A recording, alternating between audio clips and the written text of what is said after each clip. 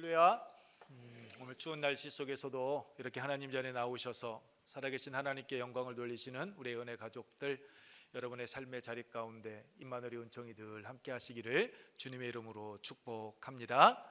우리 앞뒤 옆에 계신 분들과 함께 인사하도록 하겠습니다. 행복한 애운교회에 참 잘 오셨습니다. 하나님은 여러분을 사랑하십니다. 저도 여러분을 사랑하고 축복합니다. 감사합니다. 항상 강건하시기를 바랍니다. 우리 2026년 교회 표어 말씀 빌립보서 2장 5절, 그리고 우리가 뽑은 올해의 말씀 우리 함께 외워보도록 하겠습니다. 너희 안에 이 마음을 품으라. 곧 그리스도 예수의 마음이니. 아멘. 우리가 뽑은 말씀 외워봅니다. 내 이름을 경외하는 너희에게는 공의로운 해가 떠올라서 치료하는 광선을 비추리니 너희가 나가서 외양간에서 나온 송아지같이 뛰리라. 아멘. 이 두 말씀의 능력 안에서 올 한 해도 승리하시기를 축복합니다. 역대하 29장 말씀을 보면 히스기야 왕이 성전문을 열고 제사장과 레위인들을 불러 모아 이렇게 말을 합니다. 역대하 29장 5절 말씀입니다. 너희 조상들의 하나님 여호와의 전을 성결하게 하여 그 더러운 것을 성소에서 없애라 라고. 하나님 여호와의 전을 성결하게 하여 더러운 것을 없애라. 왜 히스기야 왕이 이러한 명령을 내린 것입니까? 그의 아버지 아하스가 역대하 28장 23절 이하의 말씀과 같이 다메섹 신들에게 제사하기 위하여 하나님의 전의 기구들을 부수고 여호와의 전 문들을 닫아버렸기 때문입니다. 뿐만 아니라 예루살렘 구석구석마다 제단을 쌓으며 하나님의 이름을 더럽혔기 때문입니다. 그래서 히스기야 왕은 그의 아버지가 닫아버린 그 성전문을 다시 열고 더러운 것을 성소에서 제거하며 무너진 제사를 회복하는 그러한 종교 개혁을 단행하였던 것입니다. 유다와 이스라엘 백성들이 하나님 앞에 다시 서는 나라, 하나님 앞에 바로 서는 백성이 되기를 원했기 때문입니다. 이처럼 히스기야 왕이 성전 정화를 통해 성전을 성결하게 했던 것처럼 예수님께서도 성전 정화를 통하여 성전 본래의 기능이 회복되기를 원하셨습니다. 그래서 전날 성전을 찾아 성전을 둘러보신 예수님께서는 조용히 베다니로 물러나신 후 다음 날 성전을 다시 찾아오신 겁니다. 왜 예수님께서는 전날 즉시 행동하지 않으시고 물러나셨다가 다시 성전을 찾아오셨을까요? 그것은 예수님께서는 충동적으로 자신의 감정에 이끌려 행동하시는 분이 아니셨기 때문입니다. 11절에 성전에 들어가 모든 것을 둘러보셨다라고 말씀하고 있듯이 예수님께서는 그 성전의 상황을 정확하게 파악하셨습니다. 그리고 조용히 물러나 묵상하시며 하나님의 뜻이 어느 곳에 있는지 다시 한번 확인하셨던 겁니다. 예수님께서는 둘러보시고 나가셨다라고 말씀하고 있는 것처럼 성전 정화를 마음에 품고 계셨기에 서두르지 않으셨습니다. 한 발 물러나 조용히 때를 기다리셨던 겁니다. 성전을 정하는 그 순간부터 18절 말씀을 통하여 알 수 있듯이 자신의 죽음이 한 발 더 가까이 자기에게 다가온다라는 것을 예수님은 알고 계셨기 때문입니다.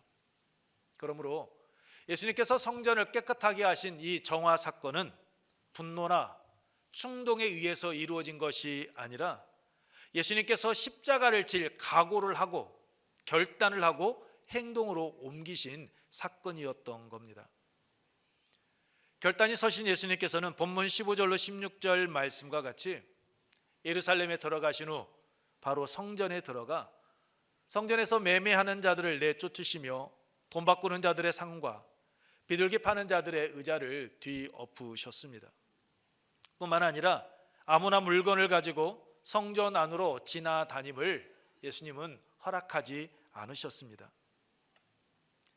예수님께서는 마태복음 11장 29절에서 나는 마음이 온유하고 겸손하다라고 말씀하시며 나를 통해 배우라라고 명령하셨습니다. 그래서 예수님께서는 예루살렘 성에 입성하실 때에도 말이 아닌 낙이 새끼를 타고 입성하셨습니다. 그런데 성전 안에서 예수님께서 보여주신 모습은 겉으로 보기에 예수님께서 말씀하신 것과 또한 우리가 생각하는 그 온유하고 겸손하신 그 모습과는 다릅니다. 요한복음 2장 13절 이하의 말씀을 보게 되면 노끈으로 채찍을 만들어 양이나 염소를 때렸고 성전 밖으로 내쫓으셨다라고 말씀을 하고 있습니다. 인간적인 시각으로 볼 때 성전 안에서 장사하는 사람들이 크게 무엇인가를 잘못한 것 없습니다. 왜냐하면 그들은 유월절을 맞이하여 전 세계에 흩어져 있던 디아스포라 유대인들이 하나님께 제사를 드릴 수 있도록 제물과 환전을 제공하던 그런 사람들이었기 때문입니다. 디아스포라 유대인들이 먼 나라에서 예루살렘을 찾아오기 때문에 제사 드리기 위해 가축을 끌고 올 수 없었습니다. 출발할 때는 분명히 건강하고 좋은 제물들이었지만 오랜 시간이 흐르다 보면 병이 들 수도 있었고 또한 예루살렘을 향해 오던 길에 강도를 만나 그 모든 것들을 빼앗길 수도 있었기 때문입니다. 그래서 그들은 자신들이 살던 곳에서 통용된 그 화폐를 가지고 와 소나 양을 구입해야만 했습니다. 그 일을 성전에서 장사하는 이들이 제공해 주었던 겁니다. 또한 그들이 자신들이 사용했던 그 화폐로 하나님께 예물을 드릴 수도 없었습니다. 유대인들은 그것을 싫어했기 때문입니다.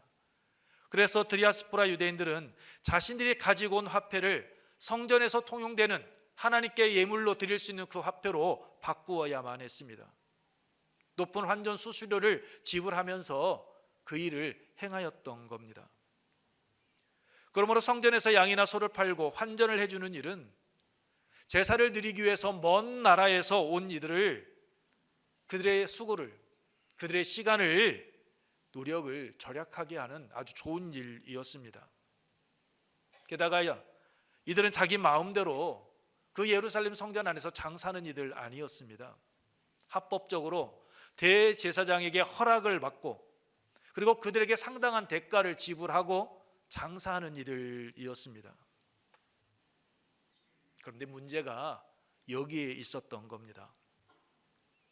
성전 관계자들이 이들의 거래를 인정해 주면서 자신들의 이익을 챙기고 있었다라는 겁니다.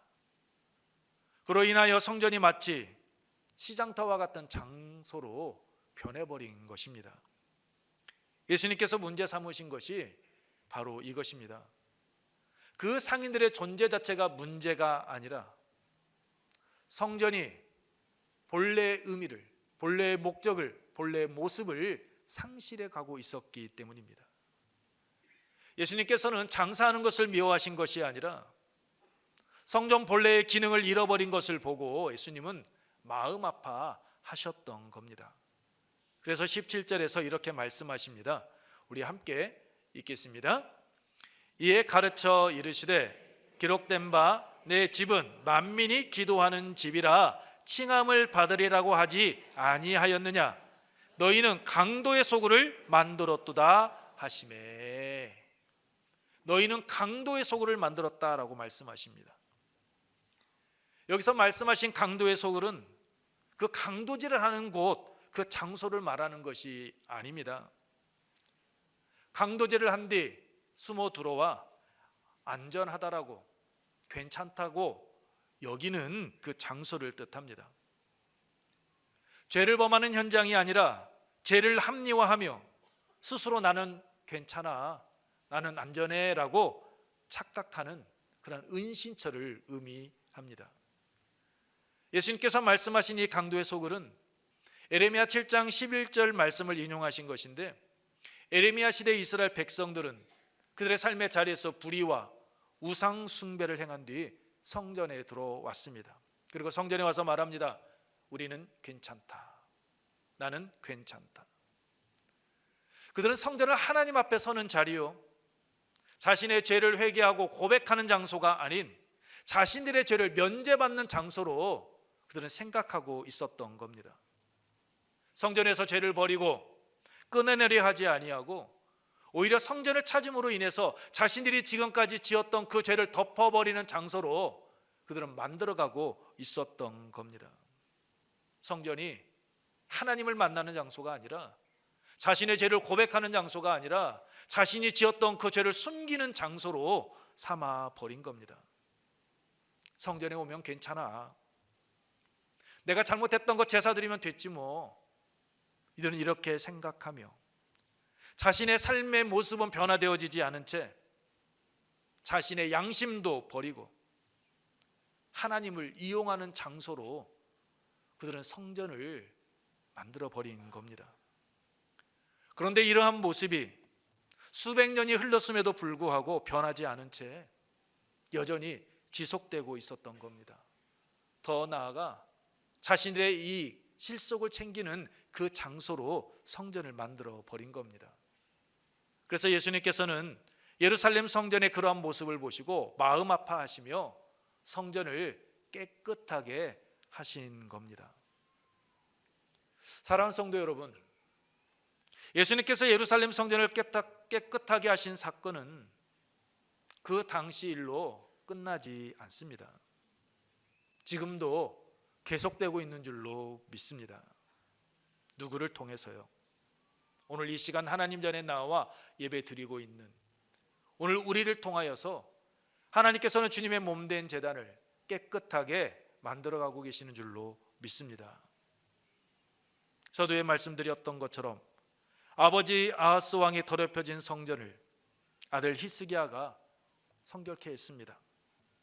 또한 강도의 소굴로 전락해버린 예루살렘 성전을 보신 예수님께서는 마음 아파하시며 성전을 깨끗하게 하시면서 내 집은 만민이 기도하는 집이다라고 선포하셨습니다. 그리고 1517년 마틴 루터도 비텐베르크 성전문에 95개조 반박문을 게시하며 면죄부를 판매하며 하나님의 은혜를 돈으로 거래하는 그 교회를 비판했습니다. 이처럼 히스기야와 루터는 성전, 교회의 그릇된 모습을 보았을 때 그들은 침묵하지 않았습니다. 그렇다고 비판만 하지 않았습니다. 물러서지도 떠나지도 않았습니다.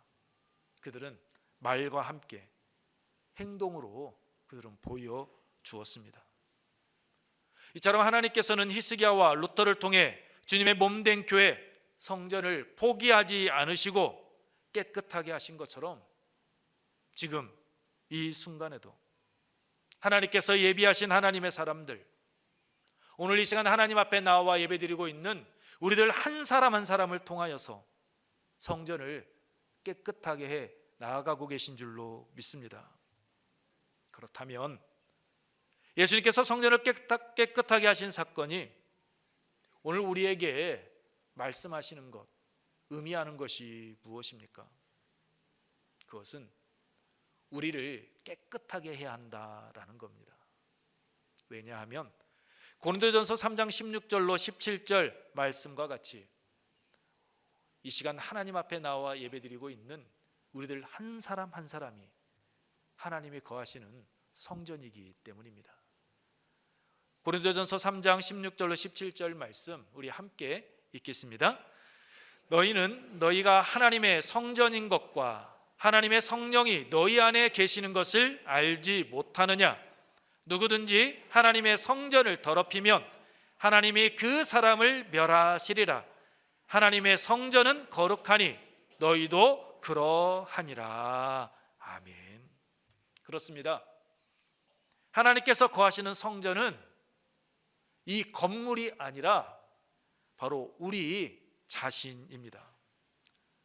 그러므로 주님의 성전인 우리는 깨끗하게 해야 하는 겁니다. 세상과 구별되는 삶을 살아가야 합니다. 예수님께서 오늘 우리의 삶의 자리, 우리의 삶을 성전으로 찾아오실 때 오늘 우리들의 무엇을 보실 것이다 라고 여러분은 생각하십니까? 오늘 우리의 삶의 자리에서 무엇을 가장 먼저 보시고 다시 세워주실 것이다 라고 여러분은 생각하십니까? 그것은 바로 예배 드리는 우리의 모습입니다. 우리 함께 읽겠습니다. 첫 번째 띄워주시기 바랍니다. 무너진 예배의 자리를 다시 세워주십니다. 그렇습니다. 하나님께서 우리의 삶의 자리, 성전인 우리를 찾아오셔서 보시는 것은 우리가 하나님 앞에 나와 예배드리고 있는 우리의 모습을 먼저 보시고 무너져 버린 그 예배의 모습을 하나님은 다시 세워주십니다. 주의 핏값으로 산 우리가 성전인 우리의 삶이 예배가 되지 않을 때 예수님은 우리들의 삶의 모습을 보고 마음 아파하십니다. 그리고 예배가 무너진 우리의 삶의 자리를 보고 외면치 않으십니다. 그럴 수도 있지 뭐. 세상 살아가다 보면 그럴 수 있어. 괜찮아. 이렇게 말씀하지 않으십니다. 왜냐하면 예배는 단순한 종교적 행위가 아니라 하나님과 나와의 관계를 가장 분명하게 드러내는 신앙의 자리이기 때문입니다. 하나님과 내가 어떠한 관계에 놓여 있는지, 내가 하나님을 어떻게 생각하고 있는지 그것을 단적으로 드러내는 그러한 자리가 예배의 자리이기 때문입니다. 그래서 하나님께서는 예수님께서 하나님은 보이지 않고 형식만 남아있는 예루살렘 성전에 들어가셔서 하나님께 나아가는 길, 곧 예배하는 것을 막고 있던 매매하는 자들을 내쫓고 돈 바꾸는 자들의 상과 비둘기 파는 자들의 의자를 뒤엎으신 것처럼 우리의 그릇된 신앙의 모습들 예수님은 뒤엎으십니다. 성전 안에 다니는 것을 허락지 않으셨던 것처럼 무늬만 그리스도인의 길을 걷는 우리의 마음을 보시고 아파하시며 우리를 책망하십니다. 이유는 한 가지입니다. 오늘 이 시간 하나님 앞에 나와 예배드리고 있는 우리들 한 사람 한 사람을 사랑하시기 때문입니다. 사랑은 그릇된 것을 보고 모른 척하지 않습니다. 그릇된 것을 보고 침묵하지도 않습니다. 직접 개입합니다. 책망하고 붙들고 바로잡아 줍니다. 여러분께서 사랑하는 자녀들이 잘못된 길을 갈 때 어떻게 하십니까? 그냥 보고 판단하십니까? 그러지 않으실 겁니다. 회초리를 드실 겁니다. 책망하실 겁니다. 곁길로 나아갈 때 바르게 인도해 주실 겁니다. 왜 그렇습니까? 여러분의 자녀들을 사랑하기 때문입니다. 이웃집 자녀가 곁길로 나아갔다고 혀는 차기는 합니다. 그런데 그 자녀 때문에 여러분 단잠 주무시지 못하십니까? 여러분 이웃집 자녀가 그릇 행하였다고 해서 여러분 눈물로 통곡하며 여러분 밤새 기도해 보신 적 있습니까? 없으실 겁니다.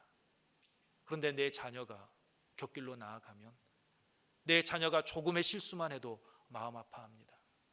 저녁에 평안한 잠 자지 못합니다. 왜 그렇습니까? 자녀를 사랑하기 때문입니다. 하나님께서도 마찬가지입니다. 하나님은 우리를 사랑하십니다. 그래서 요한복음 3장 16절 말씀처럼 독생자들 예수 그리스도를 이 세상에 보내주셨습니다. 독생자를 아낌없이 내어주신 하나님께서 하나님과 우리와의 관계가 멀어져가는 그 행위인 예배가 무너져가는 것을 보시고 하나님께서 방관하실까요? 그냥 가만 보고 놔두실까요? 하나님께서는 우리의 예배가 무너지는 거 결코 방관하지 않으십니다. 책망하시고 다시 세워주십니다. 사랑하는 성도 여러분, 예수님께서 성전에 들어가셨다라는 것, 이것이 무엇을 의미합니까? 하나님께서 사랑하시는 이스라엘 백성들 포기하지 않으셨다라는 겁니다. 이스라엘 백성들을 포기하셨다면 성전에 들어가실 이유 없었습니다. 상인들의 상자, 상인들이 앉았던 상, 그 의자 뒤 엎으실 일 없었습니다. 그들을 포기하지 않으셨기에 당신의 생명이 위협받는다라는 것을 아시면서도, 십자가를 질 때가 가까이 온다라는 것을 아시면서도 기꺼이 그 일을 행하신 겁니다. 이와 같이 하나님께서 우리를 포기하신다면 우리를 찾아오지 않으실 겁니다. 우리의 그릇된 행동 보시고 책망하지 않으실 겁니다. 그러므로 우리가 신앙생활을 하면서 우리가 영적으로 하나님께서 나를 책망하고 계시다라는 생각이 든다면 그 순간 우리는 감사해야 합니다. 왜냐하면 하나님께서 죄된 나 떠나지 아니하시고 지금 나와 함께 하시고 내가 회복되기를 원하시는구나 라는 그러한 표현이요, 증거이기 때문입니다. 하나님께서 나를 사랑하신다는 그 증거가 되기 때문입니다. 예수님은 오늘 또 우리의 삶의 자리, 예배의 자리로 찾아오십니다. 예배가 무너지면 하나님과 나와의 관계가 멀어질 수밖에 없기에, 예배가 무너지면 오늘 우리의 삶이 깨질 수밖에 없기 때문입니다. 예배가 무너지면 우리의 삶의 방향을 잃어버리고 우리가 곁길로 나아가 방황할 수밖에 없기 때문입니다. 그래서 우리를 사랑하시는 하나님께서는 항상 함께 하시면서 우리의 예배가 무너질 때 결코 침묵하지 아니하시고 우리에게 사랑의 채찍을 드시는 겁니다. 우리의 삶에 개입하셔서 우리의 삶을 바르게 인도해 주십니다. 그렇다면 우리를 사랑하시는 하나님께서 우리의 무너진 예배를 책망하시며 다시 세우시면서 회복시키려 하시는 것이 무엇일까요? 우리 함께 읽겠습니다. 성전 본래의 모습을 다시 회복시키기 위함입니다. 그렇습니다. 주님의 몸된 제단 성전인 우리를, 그 본래의 모습을 회복시키기 위함입니다. 예수님께서는 매매하는 자들을 쫓아내고 그들의 상과 앉아있던 의자를 뒤엎으신 것으로 끝내지 않으셨습니다. 왜냐하면 뒤엎는 것이 목적이 아니라 회복하는 데 목적이 있으셨기 때문입니다. 무엇을 회복하는 것입니까? 17절 말씀입니다. 내 집은 만민이 기도하는 집이라 칭함을 받으리라고 하지 아니하였느냐. 그렇습니다. 장사에 밀려버린 그 기도의 자리를 회복하기 위함이셨습니다. 성전에서 기도가 점점 사라져가고 있었기 때문입니다. 성전은 거래의 장소가 아닙니다. 성전은 하나님과 인격적인 만남을 갖는 자리이며 모든 사람들이 하나님께 나아가는 통로가 성전입니다. 그런데 장사의 소굴이 되어 그 기능을 상실해 버렸던 겁니다. 그래서 예수님께서는 성전 본래의 목적을 다시 회복하기 위하여서, 다시 드러내기 위하여 그 성전을 깨끗하게 하신 겁니다. 성전은 출애굽기 25장 8절에 내가 그들 중에 거할 성소를 그들이 나를 위하여 짓되라고 말씀하고 있듯이 하나님께서 당신의 임재를 약속하신 장소, 그곳이 성소이기 때문입니다. 건물이 아닙니다. 하나님의 임재, 그곳이 바로 성소입니다. 사람이 하나님 앞에 자신의 죄된 모습을 드러내는 자리였습니다.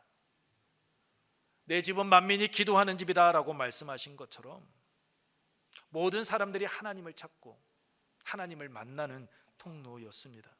그런데 그 기도의 자리가 거래의 자리가 되었습니다.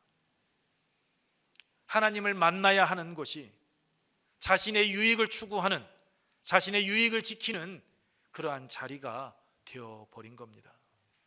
그래서 예수님께서는 성전이 왜 존재하는지 그 성전 본래의 목적을 회복하려 하신 겁니다. 오늘 우리의 삶의 성전은 어떻습니까?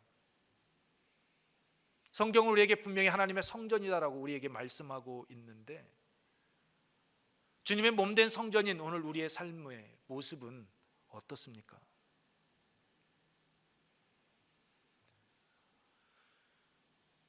기도의 자리입니까? 하나님 앞에 정직하게 서는 시간들을 오늘 우리의 삶의 자리, 그 성전에서 얼마나 갖고 있습니까? 우리의 바쁨이, 우리의 걱정이, 우리의 유익이 기도의 자리를 빼앗고 하나님이 계셔야 될 그 자리를 밀어내고 있지는 않습니까? 예수님께서 성전을 깨끗하게 하신 이유는 하나님께서 밀려난 그 자리, 하나님은 없고 형식만 남아있는 그 자리에 하나님이 다시 자정하기를, 하나님께서 다시 계시기를 원하고 그 일을 행하신 겁니다. 마찬가지로 우리를 찾아오셔서 우리의 무너진 예배의 자리를 다시 세워주시며 회복시키려 하시는 것 다른 데 있지 않습니다. 우리 안에 성령 하나님께서 함께 하기를 원하시기 때문입니다. 우리의 삶을 통하여서 하나님께 영광을 돌리는 삶을 살아가도록 하기 위함입니다. 고린도전서 6장 19절로 20절 말씀입니다. 우리 함께 읽겠습니다. 너희 몸은 너희가 하나님께로부터 받은 바 너희 가운데 계신 성령의 전인 줄을 알지 못하느냐? 너희는 너희 자신의 것이 아니라 값으로 산 것이 되었으니 그런즉 너희 몸으로 하나님께 영광을 돌리라. 아멘. 그러므로 우리는 하나님의 성전이며 하나님의 성령이 우리 안에 계시다는 것, 우리는 마음에 품고 마음에 새기고 우리는 살아가야 합니다. 내 뜻대로, 내 유익대로 살아서는 안 된다라는 것입니다. 우리는 예수님께서 예수 그리스도의 핏값으로 산 자들로 하나님께 속한 자이며 하나님께서 우리 인생의 주인이 되시기 때문입니다. 그러므로 하나님이 거하실 수 있는 그 성전이 되도록 기도의 자리를 우리의 삶의 자리에서 회복해야 합니다.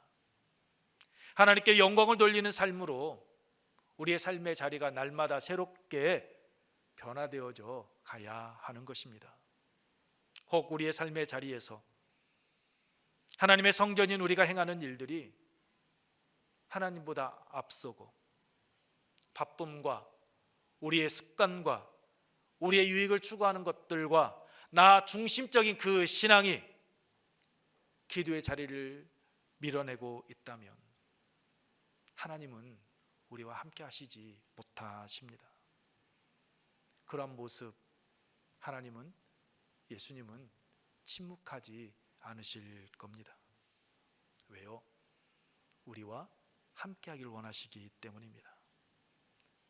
그러므로 성전 본래의 모습을 다시 회복하기 위하여 성전을 깨끗하게 하신 그 예수님의 마음을 헤아리며 주님께서 거하시는 성전답게 세상과 구별되는 삶을 통하여 하나님께 영광을 돌리는 우리의 은혜 가족들, 우리가 되기를 축복합니다.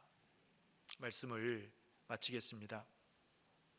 사랑하는 성도 여러분, 예수님께서 성전을 깨끗하게 하신 이유는 무너진 그 예배의 자리를 회복하시고 성전 본래의 목적대로 기도의 자리, 하나님께서 계시는 곳이 되게 하기 위함이었습니다. 우리의 삶이 하나님께 영광을 돌리는 삶으로 회복되기를 원하셨기 때문입니다. 그러므로 이 시간 우리는 우리의 삶의 자리, 주님의 성전인 우리가 우리의 삶 속에서 하나님보다 앞서 있는 것들 있다면 우리는 내려놓아야 합니다.